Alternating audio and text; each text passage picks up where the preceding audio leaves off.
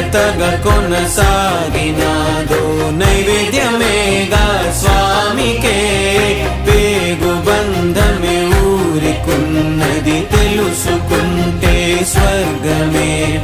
అడుగు పెడితే గడప నవ్వెను గర్భగుడి స్వగ్రామమే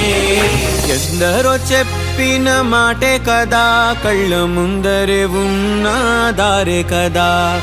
తొందరే ముందన్న తీరొద్దికా కష్టపడ్డోడికే దైవం తోడుండదా